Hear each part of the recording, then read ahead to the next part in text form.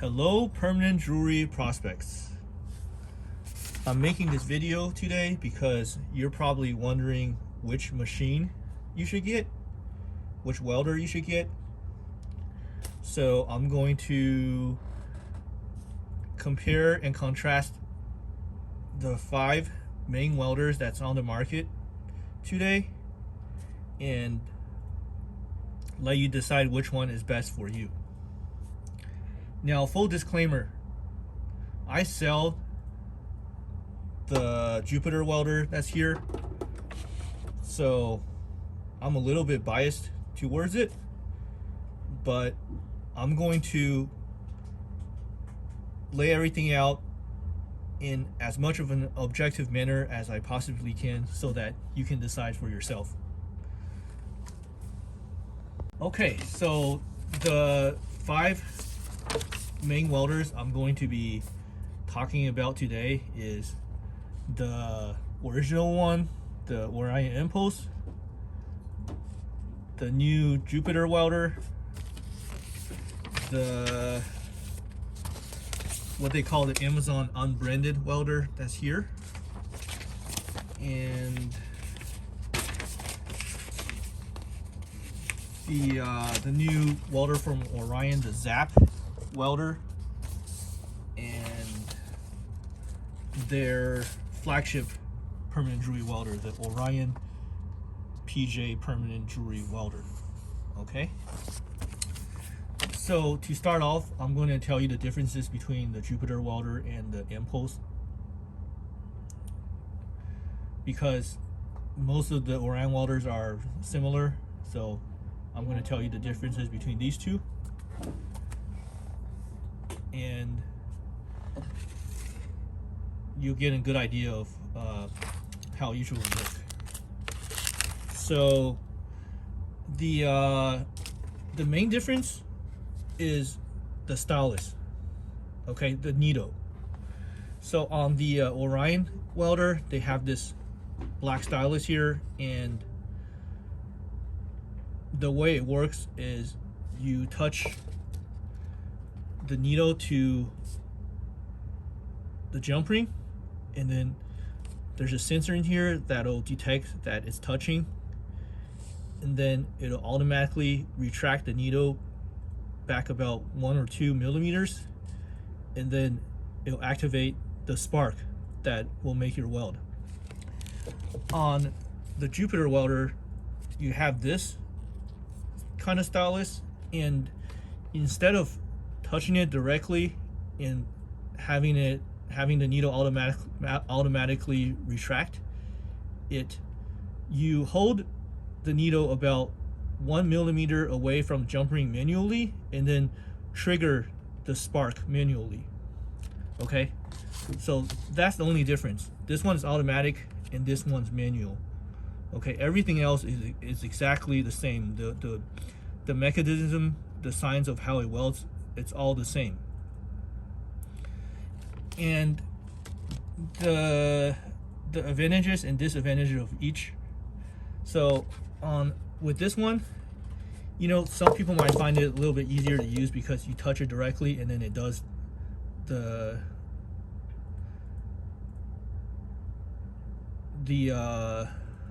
work for you, I guess, so to say.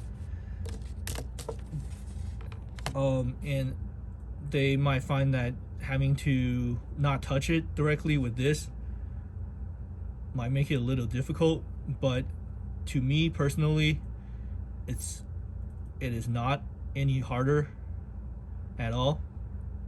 And sometimes I prefer doing it manually because it gives you more control. Okay, with this, when you're touching it, sometimes you can't get it at the exact position you want it. Okay, and you have to do it yourself to see what I'm talking about. Another thing is, another disadvantage of having it automatically do it is it's got sensors in here, and these sensors, they can, over time or just in general, stop working, because these are kind of sensitive parts. And also, when you collect a lot of soot on it, it can mess with the sensors as well. Okay, it can trip it up. Whereas with this, you rarely have to clean the needle because there's no sensors here. This thing is robust. It's never gonna break no matter what, and it's very cheap to replace. Okay, so this is like a Toyota and this is like a fancy Mercedes, and as you know, the Mercedes will have a bunch of parts that can go wrong, whereas this, it's sturdy, nothing's gonna break on it. So okay, that's one difference. The number two differences between these welders is the power selection. On the Mpulse, you have this LCD screen with a digital power selector, and on the Jupiter welder is analog. So this screen looks really pretty and all, but there is a disadvantage to having this digital power selector, and that is that the power jumps are kind of large,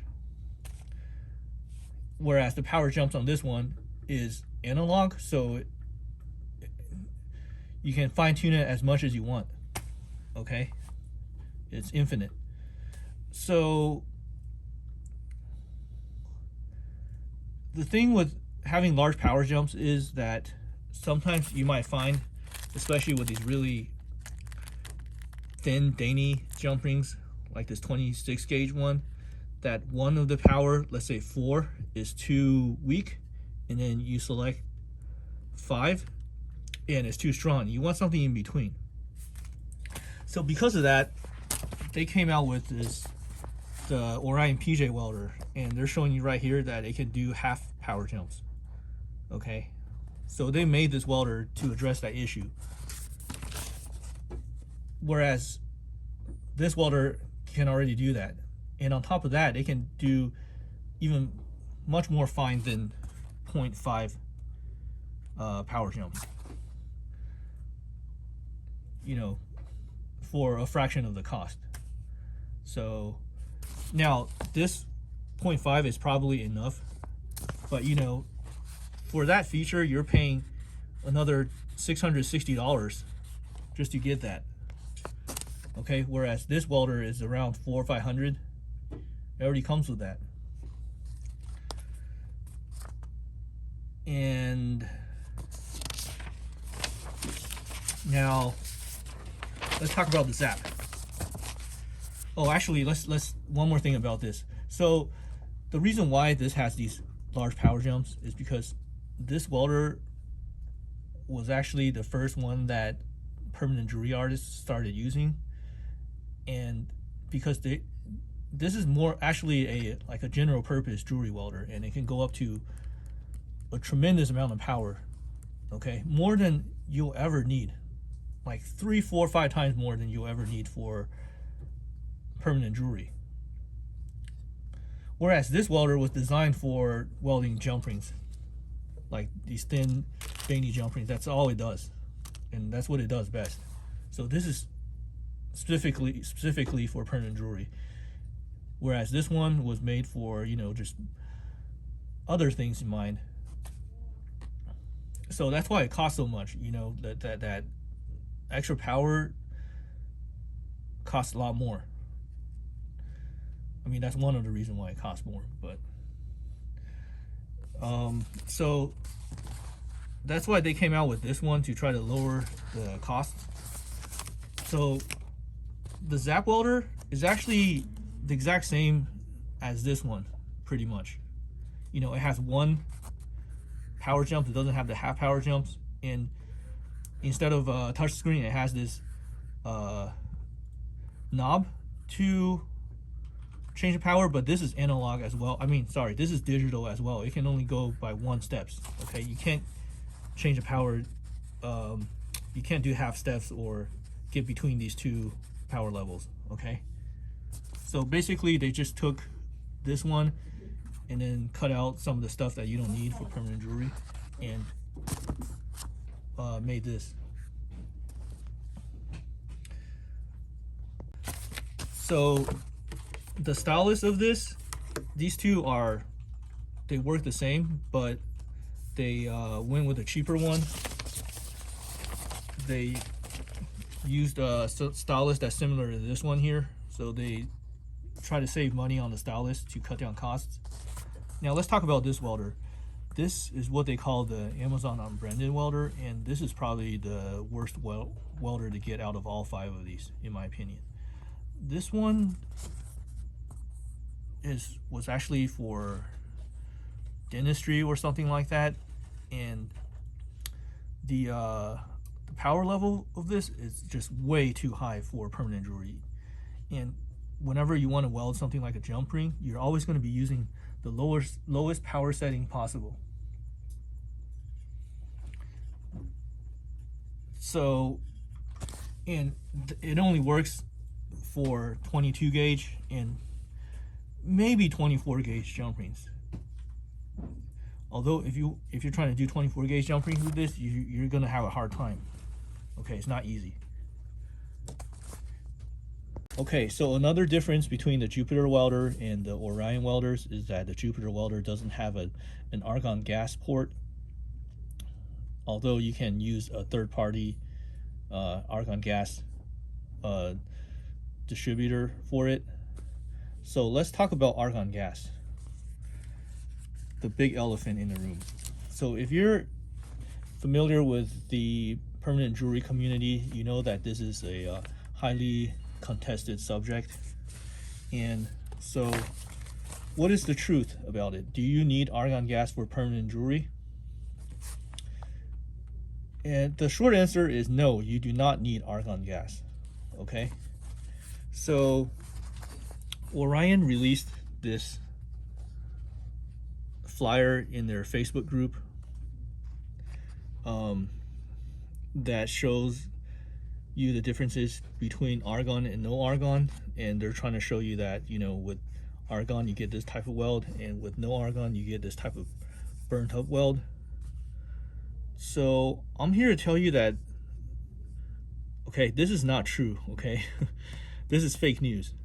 They've only recently started peddling argon because, you know, when they were starting to get competition from welders that doesn't take argon like this one, you know, they wanted to make that a selling point for their welder and try to encourage you to use argon, and also trying to tell you that you have to have it, whereas their position before is it's not necessary, but it helps.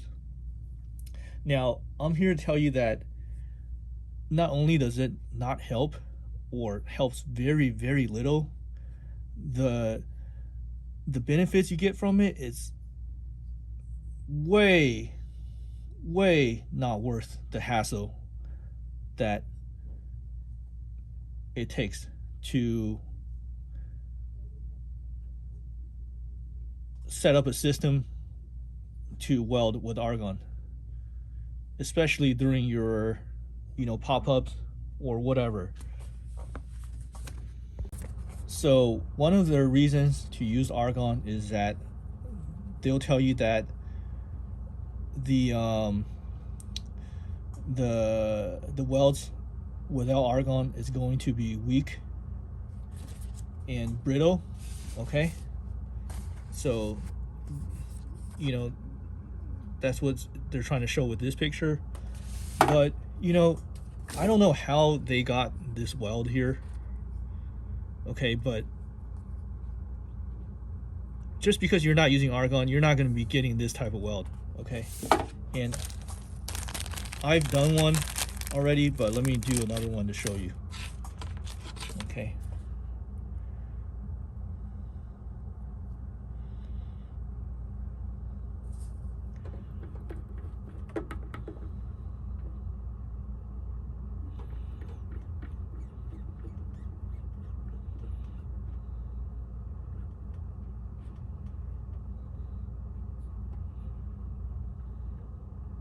Okay, so no argon here, okay?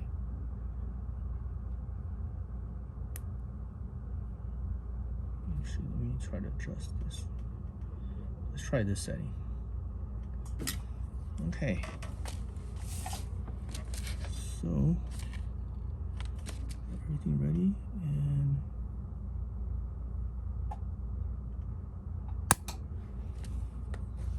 okay. So, let's see, let's try to zoom up on this weld here.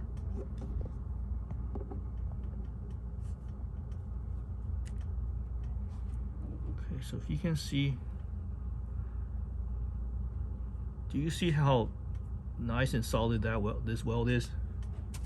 Okay, that's this weld here.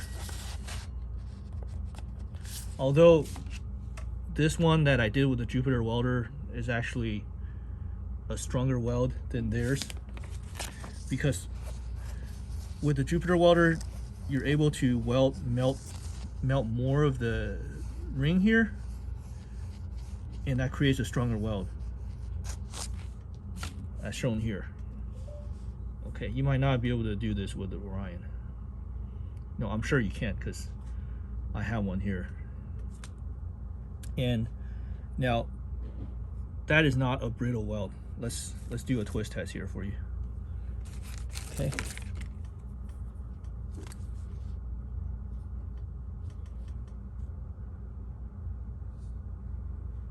Okay. See? Zoom out a little bit. See how much I twisted it? Okay. Now, does that look like a weak weld to you? This is way more stress than you're ever going to be putting on any of your jump rings. And there's no way that this weld is going to break on you. Not in a million years. Or your customers. Now, even with the really thin and dainty sterling silver 26 gauge jump rings that we welded without argon right here, you know, look, we were able to twist it all the way. Okay, this was with the Jupiter welder. I don't know how it is with the Orion, but with the Jupiter welder you do not need argon. Okay, maybe they do have this issue with the Orion welder because it requires argon to weld, but with the Jupiter welder you do not need argon, and that will save you a huge amount of hassle. Okay, you know, they'll tell you that the argon gas is safe, but the fact of the matter is the tank itself is under a tremendous amount of pressure. It's not meant to be hauled around here and there all over the place, you know, while you're going to pop-ups in different places. It's not meant to be moved everywhere. You know, it's dangerous no matter what. And if you have a leak inside a small confined area, you're going to be breathing in all that argon. You know, they say it's an inert gas, but do you want to be breathing all of that in all the time? When you're doing welds, you know, that gas, it's constantly being released and you're just sucking that in. You know, is that something you want to be doing? You know, people have died from breathing in too much argon. Now, I know that the amount of argon you're breathing in is not going to be as much as, you know, those industrial welds, but then again, you're not doing industrial welding. Okay, you're just doing jump rings. Okay, and what goes for industrial welding is not going to be the same for what you're doing. What you're doing, it's really simple. So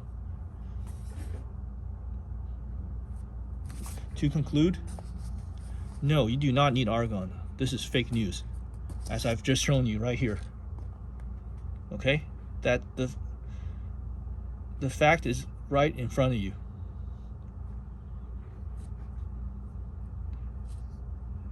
This is not a weak weld. So I just proved this wrong. Okay, so no, you don't need argon. Okay, so now one of the key selling points that Orion has for their welders is the low power delivery, where you can weld really thin and dainty jump rings that this welder cannot do. Okay, so let's see if the Jupiter welder can do that too. Okay, so today I have the 26 gauge 4mm sterling silver jump ring here, and these are really thin and dainty and brittle and hard to weld. Okay, so these are probably as small or as thin of a jump ring you're ever gonna go. So if you can weld these, you're good to go. Okay, so let's try to do one on the Orion first. Okay,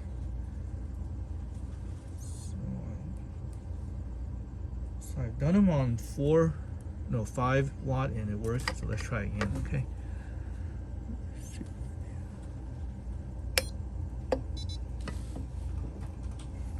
Okay, get in camera for you.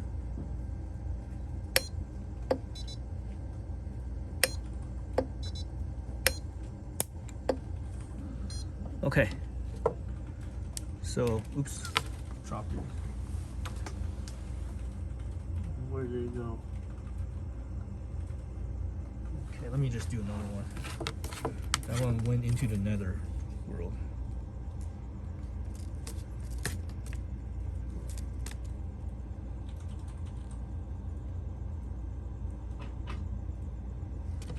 Okay, so see if I can find the opening here.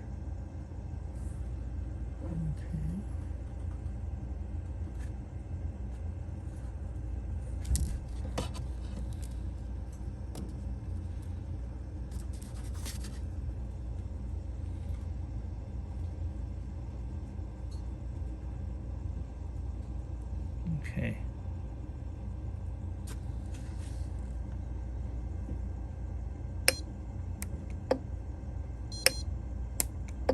Okay, so yeah, let's do a twist test. Okay, see? Okay, so now I'm going to weld the same jump rings with a Jupiter welder.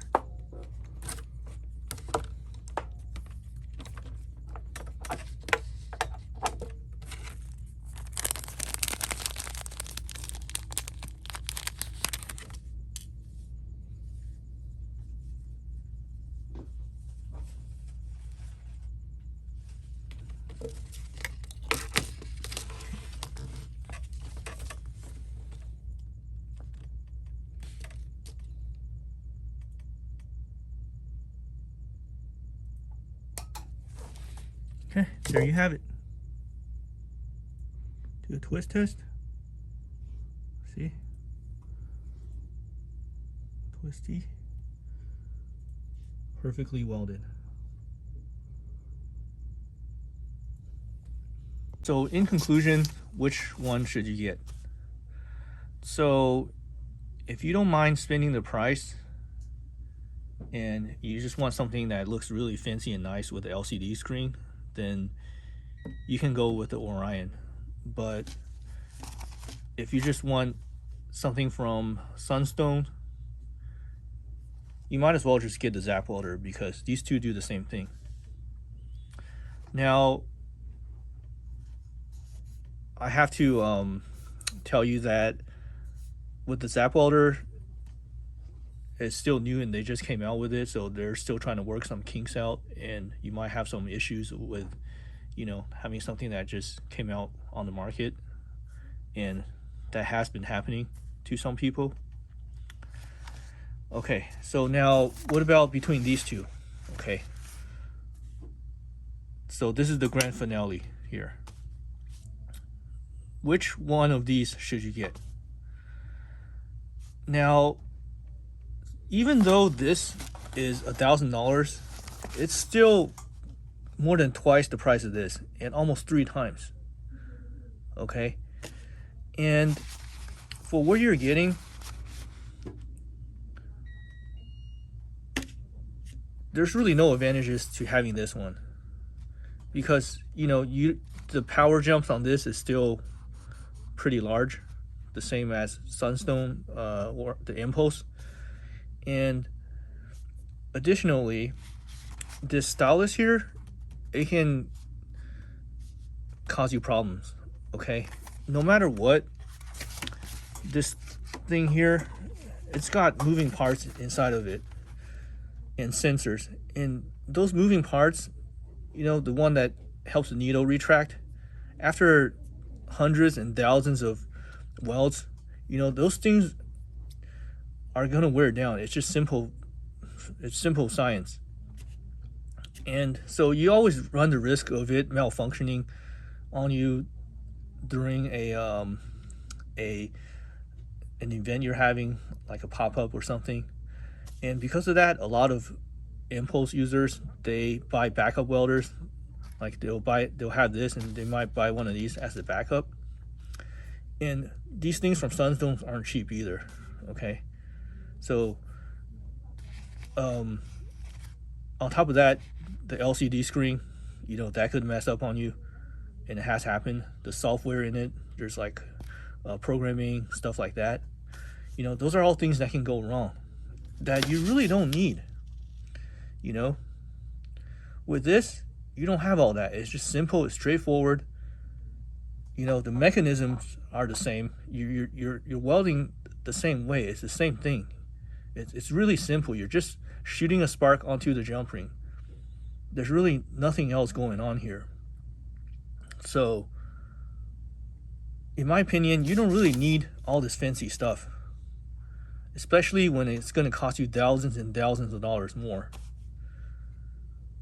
Okay, so between these two, which one would I pick? I'd pick this, for the simple fact that it's more durable, it's much cheaper, and it has more features. On top of that, you don't need argon with this. Okay, with this, if they're getting this type of welds that they say they're getting without argon, that's a big problem. Okay, that's not the type of weld you want.